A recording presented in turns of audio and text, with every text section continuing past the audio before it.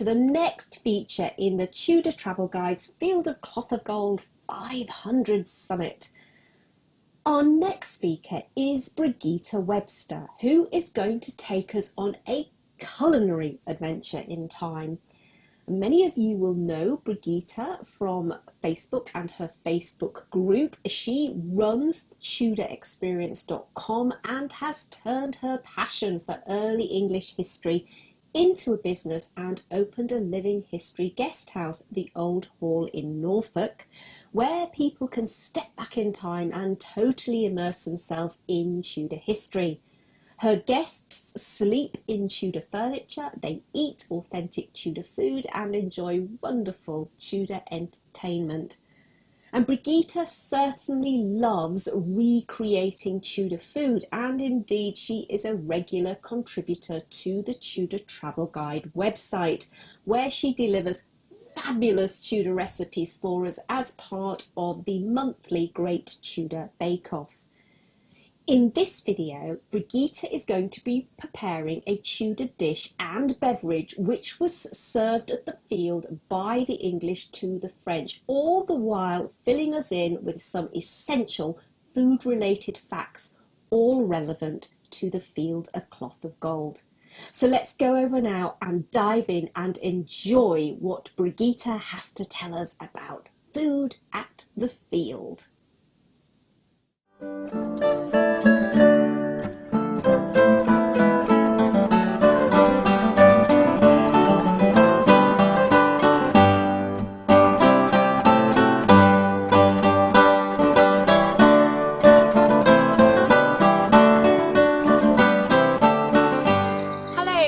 Welcome to the Old Hall, the home of the Tudor and 17th century experience, and built around the time of the Field of Cloth of Gold by Sir Edward Chamberlain. Sadly, not the famous one who accompanied Henry to the Field of Cloth of Gold. My name is Brigitte and I'm your host today. I'm delighted to be able to share with you an insight into the food, the feast, and also the entertainment that Henry and Francis would have enjoyed in those famous days at the Field of Cloth of Gold in France. Come and join me inside and I'll tell you more.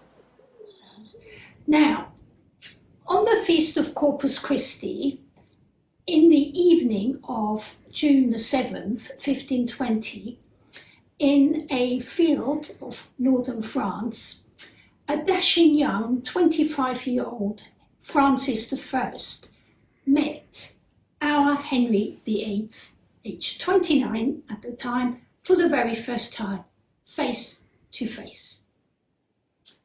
Both Francis and Henry were determined that they should not be seen as inferior to their rival. And this event was making a dramatic gesture and statement to show that they were equal, exceptionally great kings. Our knowledge of this spectacular event comes mainly from diplomatic correspondence about this event and from administrative records by both the French and the English officials. The documents reveal much about the food, its preparations, and the feasting arrangements. Francis's personal expenditure on these feasts are recorded in the accounts, which are now preserved in Paris at the National Archives. From those accounts, we know that the items of greatest expenditure were on meat, fish, and mostly venison. About £321 were spent on spices, condiments, and fruit. Most of the wine was red, and around £70 was spent on table linen, pots like these, spoons and glasses. Here we have a pipkin we have a skillet, and we have a posnet. These are cookery pots used at the time in mobile kitchens. You can see they are fairly small in size, as some are made from earthenware, others are made of metals. So each monarch brought an entourage of around 6,000 people, which had to be fed, housed and entertained for just under 2 weeks, according to their position and rank, plus obviously anything that was needed for the 3 big feasts. Our food-loving Cardinal Thomas Wolsey was deeply involved in planning and organising every aspect of this event. On May the 10th, he issued a proclamation that all merchants able to supply the king's camp with meat, fish, wine and wheat were provided with letters of the commissioners exempting them from all local taxes and declaring them under the king's protection. Part of his instructions were to inquire about whether beer was as cheap, plentiful and as good as in England. Further instructions involved the availability of poultry and, more importantly, local game. This minimized the problem of storage and transport of food over a long distance, but relied on there being sufficient resources in the localities. Now, it became quickly apparent that the area around Calais could not meet the demand, and a sense of panic set in.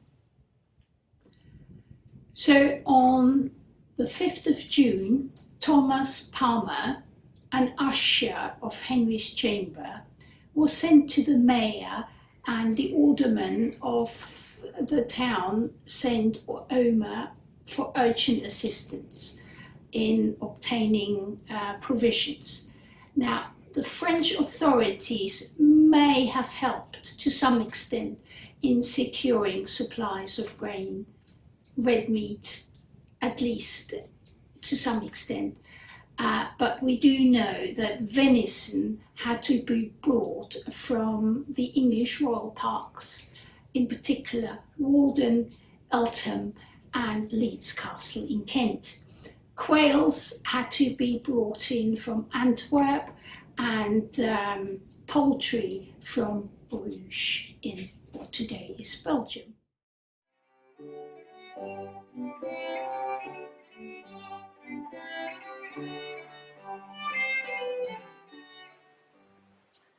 So far, we've looked at the preparations and the general catering efforts for this major event. Here we are going to look at the type of food more closely that was actually being served at the dinner tables, their significance and political etiquette determining the protocol. The costs for food alone were astronomical. Final accounts of the expenses for the English royal household on food and drink from the 31st of May right up to the 16th of July survive, and the total is £8,839. That, in contrast to the early estimate of £7,409, is quite extraordinary. The highest expenditure, according to both the English and the French records, is on beer and wine, not surprising, and red meat, poultry and spices. It comes as no surprise at all that both kings felt the need to build a temporary structure to complete the jaw-dropping culinary experience with all the necessary trimmings. Henry's banqueting hall featured impressive woolen silk hangings and tapestries, which were the most single costly item of furnishing in any 16th century royal house. Francis had his banqueting house prepared in the French camp, which, according to contemporary eyewitness account, was adorned with topiary and hanging ivory decoration from the galleries.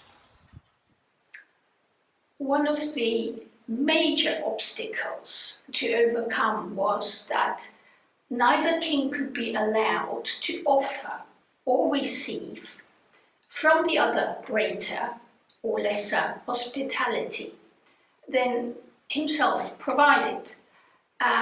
This also meant that one could not directly upstage the other by standard of feasting offered.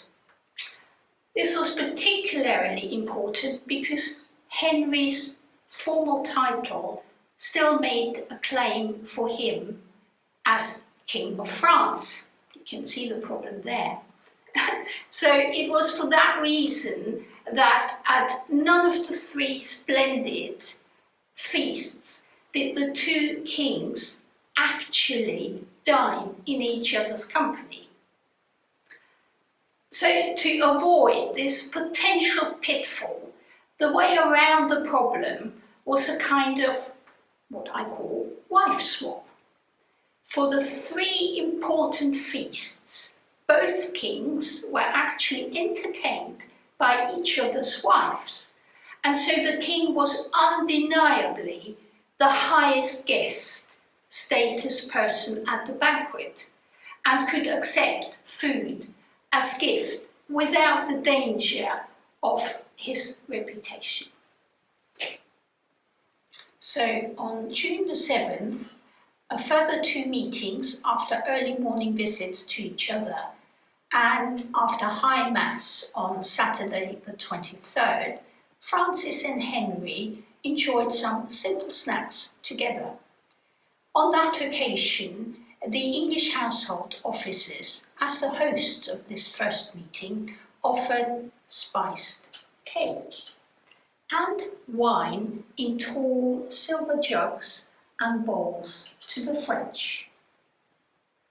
So the first feast, staged at the Field of Cloth of Gold, was held on Sunday the 10th of June, and it set the pattern for the other two that followed on succeeding Sundays. Accounts from French and Venetian observers survive, but none by English, sadly. Both kings left their quarters early in the afternoon at the very same time, and cannons signalled their departure, so each king knew that the other one left as well. So Francis was received by Catherine and the English court at the temporary palace in the Queen's presence chamber, and they dined under cloth of estate hung with tapestry worth 15,000 ducats, all representing foliage. Beyond the Queen's presence chamber was the long hall, which was divided to create two dining chambers. The first one for the 134 ladies of the court, and the second one for about 200 gentlemen. Right at the other side of the palace, Wolsey entertained the Bishop of Paris at the same time. Francis was served on gold plate, and each course consisted of 50 dishes. There would have been at least 3, if not more, courses for a feast of this magnitude. Wine would have been served in Venetian glass, the finest and the most expensive at the time.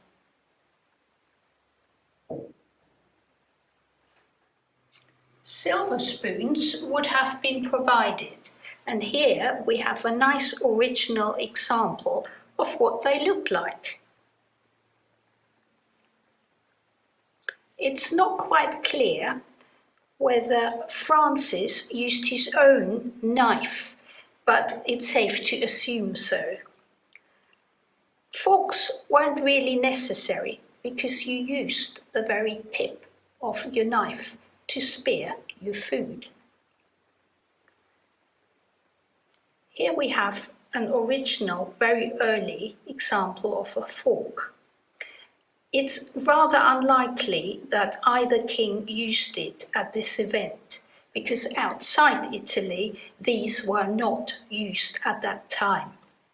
And Henry apparently did own one, but because no contemporary observer commented on him using it, it is most unlikely he brought it with him to this event.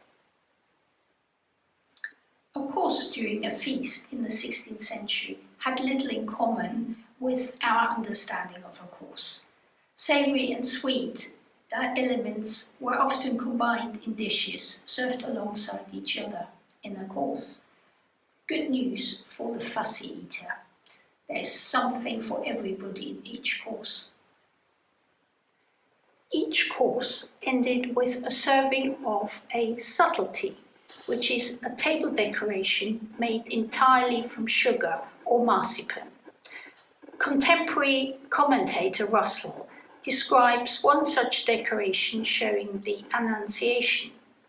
Here I have some popular Tudor subtleties, examples made by my very talented daughter, showing a chessboard, and each playing figurine is based on original 16th century ones, a fox and deer, as well as playing cards.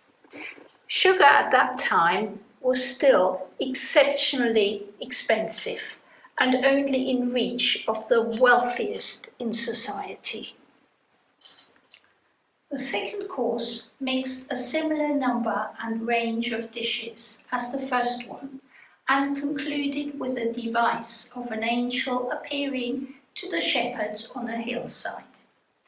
The third course followed in a similar manner and concluded with a subtlety showing the kings of Cologne being presented to the Mother of Christ. The meal ended with apples and wafers. Tudor wafers looked like that and were made in a device like this, which would have been extremely hot, and you would have put the pan in there, closing it, and cooked it. It is exceptionally hard, very crunchy, and was generally served with hippocras, a spiced wine drink. Sir Henry was received by Queen Claude at the royal lodgings and was served his food, also in gold dishes with gold covers. Throughout the whole meal, 24 trumpeters were playing, as well as folk and other music. Henry could feast his eyes on subtleties featuring salamanders, leopards, and ermines, which are the arms of the French king and queen. We are told that there were so many courses at this event that the diners remained at the table for 4 hours. In true Renaissance manner, dances followed the feast, and as both Francis and Henry shared a passion for dressing up and taking part in masques, these were sure a highlight. After the dances concluded and the maskers unmasked themselves, a sweet refreshment was served. Probably something like this selection here, some of which you recognise, such as the Tudor jumbles, or the marchpane, which sometimes came gilded, or the first forms of biscuits, double cooked, first boiled in water and then baked. We also have some fruit tartlets, or Tudor or very early gingerbread, made from breadcrumbs.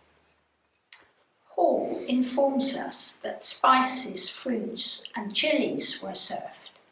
By spices, he is referring to sugar-coated seeds known as comfits, like these fennel seeds here, only coated in sugar, a very laboursome process indeed. Fruits would have been dry and wet suckets that included marmalade. Marmalade you could pick up and put straight into your mouth. The first form of marmalades were made from quince. Then we have orange peel, candied, delicious. Or we have apple mousse, or as here, pears in confit, which is wine. Delicious.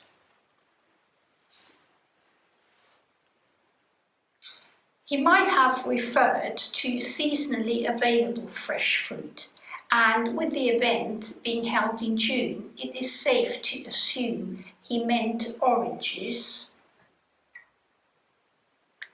possibly apricots, definitely cherries, strawberries, and possibly raspberries. With the strawberries, Tudor strawberries would have been considerably smaller, a little bit like the wild type we still can get occasionally. Jellies were made from pigs, trotters, or isinglass, and were often made from fruit as well.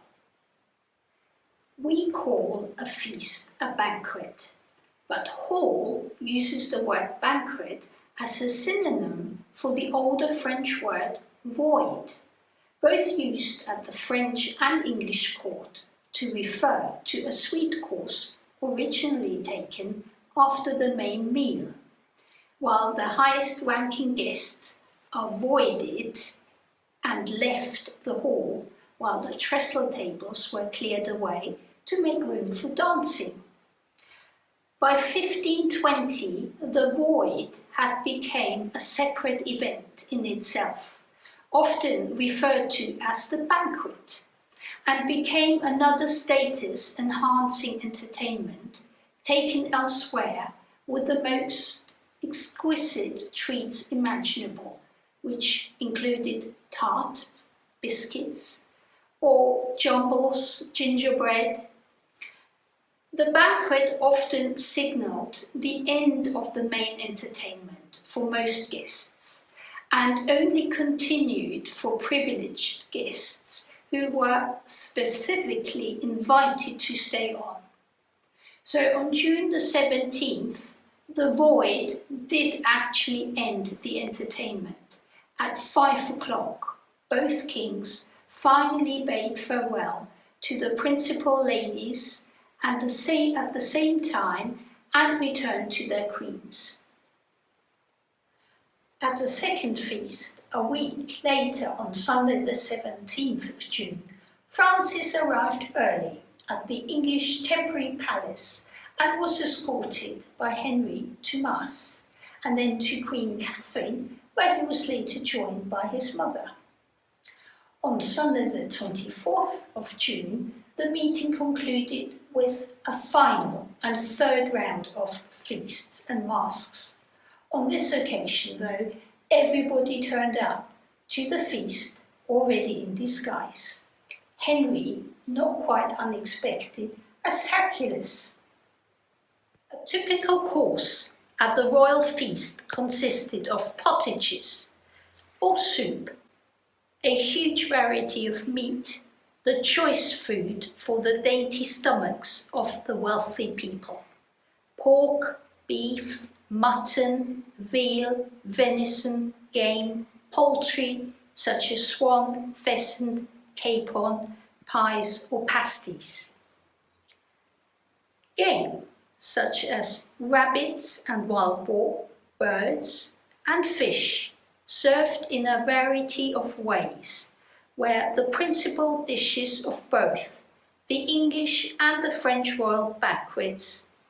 The finest and rarest of these were reserved for the royal tables and those of the highest nobilities. The king of all meat was venison, and was the only meat that could not be bought as such. It could only be obtained from one's own landed estate with a deer park, a so-called forest, or be given as a highly valued gift.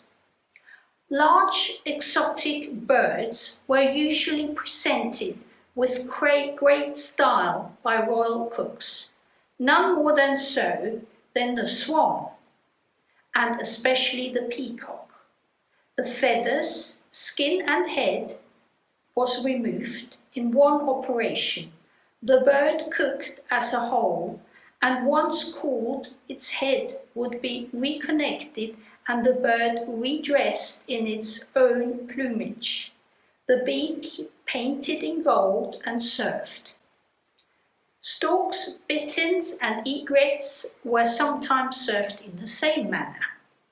Some 6,475 birds of various species were presented on the tables at the Field of Cloth of Gold.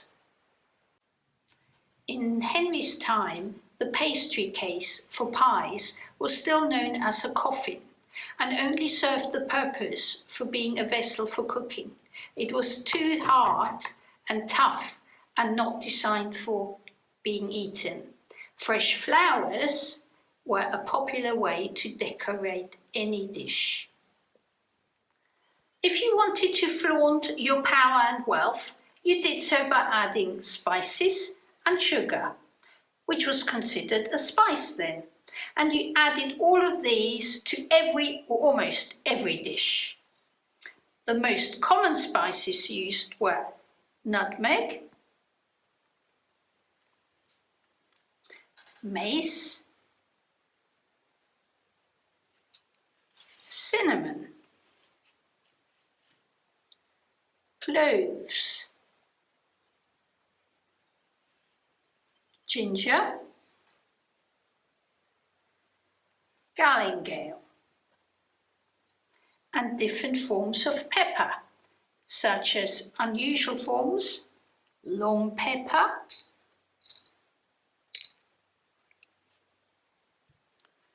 cubebs, which are like little balls and a little tail attached to them.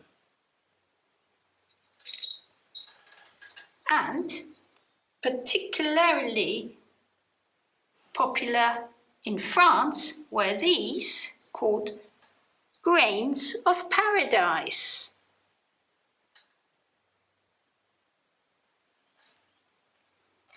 The most expensive spice of all, however, was saffron. This is my entire harvest from last year. Saffron was being grown in Essex by the 16th century and even gave some places their current name, such as Saffron Walden in Essex. Here is a selection of vegetables that were available in the 16th century. Vegetables rarely featured on the tables of the wealthy, other than in pottage, unless it was considered as an expensive exotic novelty, such as the asparagus or the artichoke, which was so much appreciated by Henry VIII, or indeed the sea holly, which was used as a sweet. What they did is they used the root and candied that. The biggest problem with vegetables was that they were deemed only healthy and suitable for physically hard-working people, and therefore not acceptable to be served at any posh French or English dinner table. Fresh fruit was as much appreciated for their sweet taste as much as they were feared, because the Tudors were convinced that uncooked fruit would make them seriously ill. So we find that fruit like apples, pears, or plums, or in this case prunes, often featured in a cooked state or as part of a sweet pie. The other problem was that up to the second part of the 16th century, there was no real means to preserve them, so fruit had naturally a very short shelf life and was generally only available in warmer months. Oranges were a fairly common sight on the English affluence table well before Catherine arrived in England, but she certainly helped to make oranges even more popular.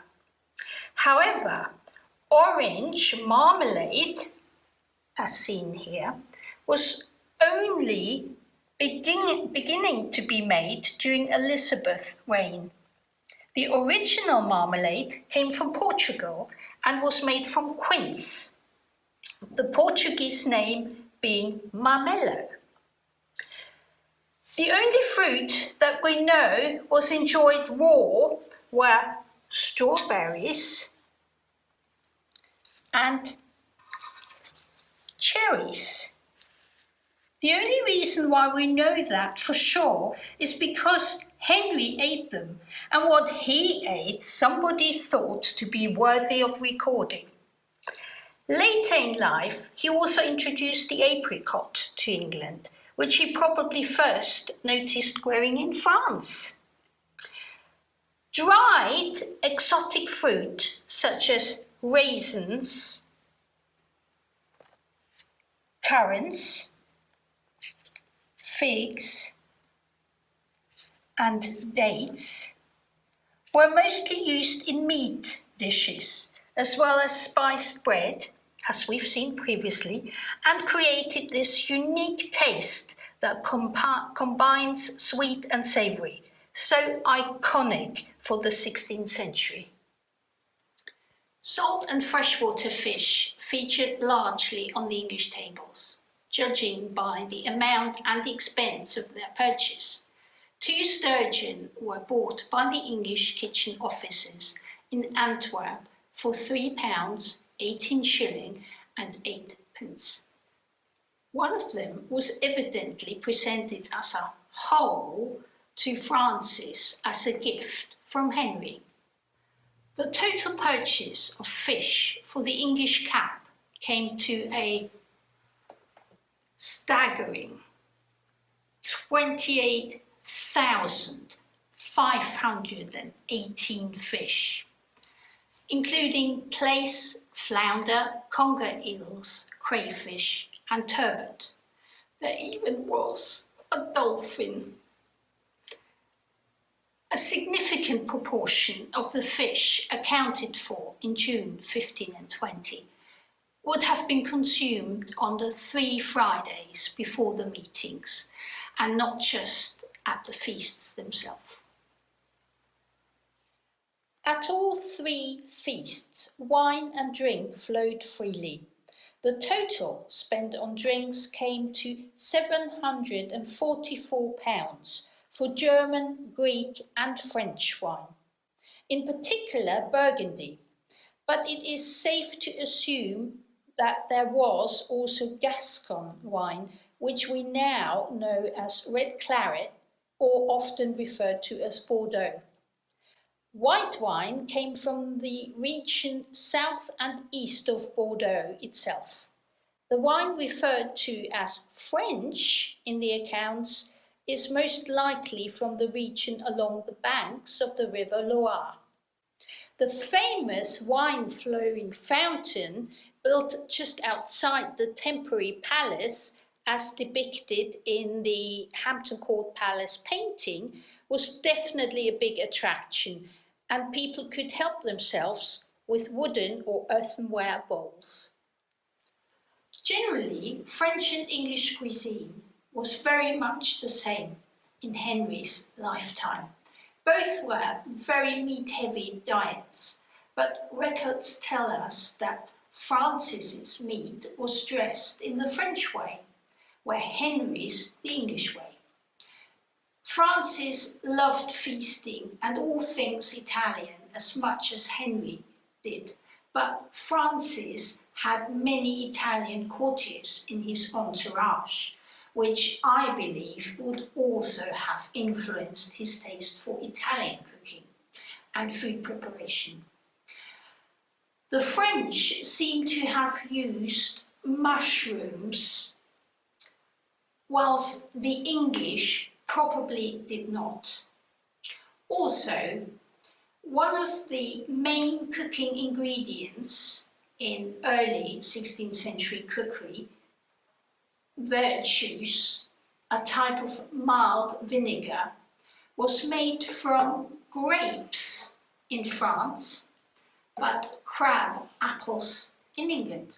Food featured not only at the lavish dining tables, but also as a major decorative element.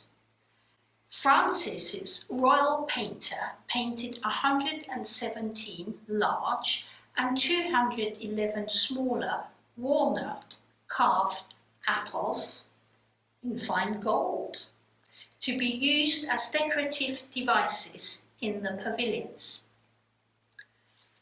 The scallop shell can also be seen as a prominent feature of the pediment of the ornate temporary gatehouse, as seen in the Hampton Court painting.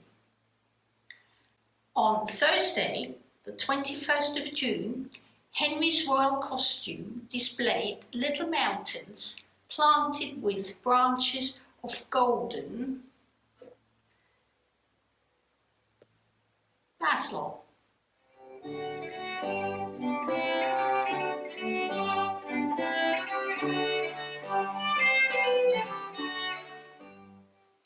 Right, we are going to make hippocras now. I've chosen this recipe because it's dead easy, everybody can do it, even if you have never cooked anything in your life before. Takes 4 days though. So day 1, what do you need?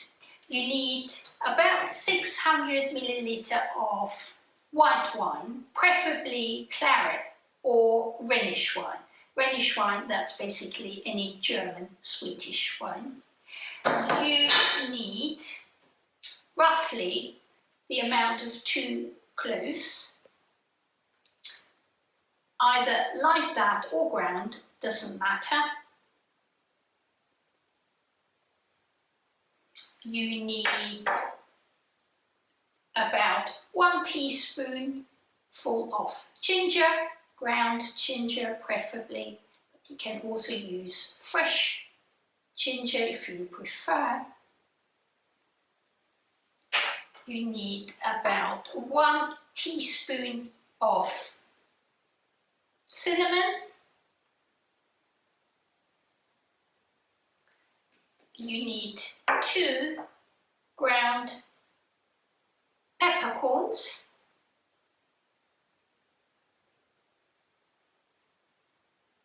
Now, peppercorns would have been ground, and you also need about 50 grams of sugar. You can use brown sugar or white sugar, it doesn't really matter which one, whatever you have at home. Now, we need a bottle. I've chosen a replica bottle of a very early bottle, late 16th, 17th century, but any bottle will do.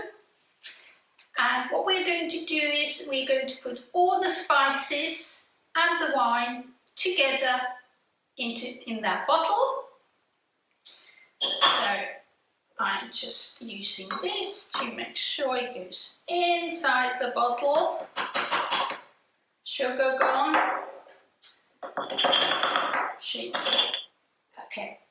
Then the ginger, all the spices go in.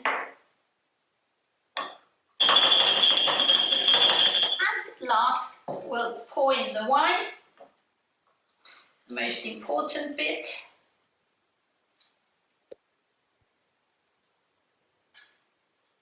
This is going to be such a yummy drink.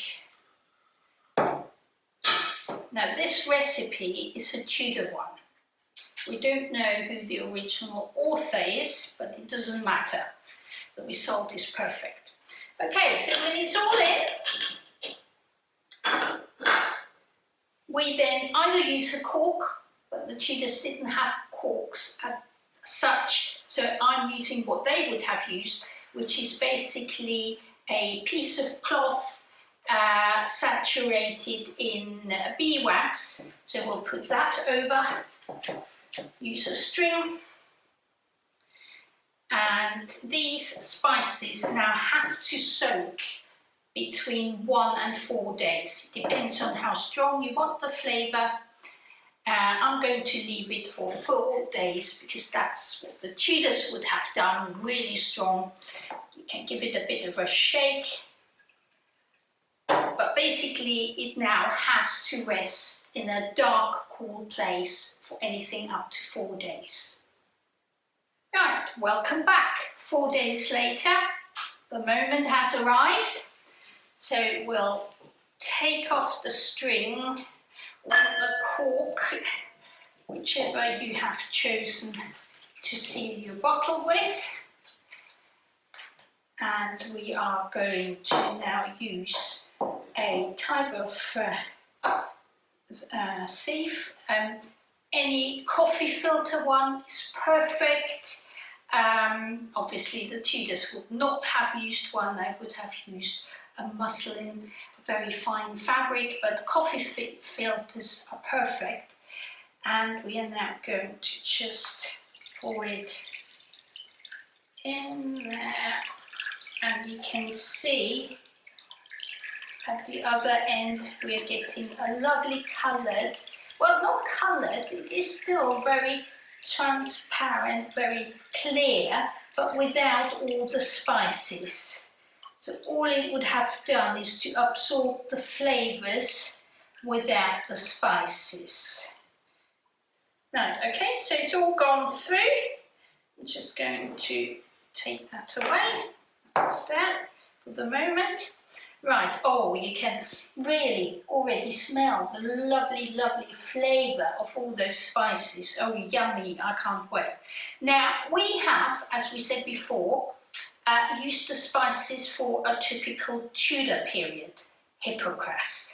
Interestingly, early on in the medieval age, they used other spices as well, but we have chosen the simple version simply because everybody has those at home, or I believe anywhere, where with the earlier spices you might have a few problems. So all that's left for us to do now is to pour that delicious drink into a bowl. Yes, not a cup, not a glass. Hippocras was served in bowls, a little bit like that, or you would have had it in a ceramics bowl, earthenware bowl, like this. So I'm going to pour some in here. It's an interesting feeling to drink out of a bowl. Feels somehow a bit wrong to us, but that's exactly what they did. So hippocras, here it is, and it was served, remember, with the classic Tudor wafer. So you could dunk it in here, but I'm just going to have a sip now to make sure it tastes just as gorgeous as it smells. Oh boy, it is good. This is so good. I'm ready. Whatever comes my way, I'm ready. I'm going to sit down and enjoy this.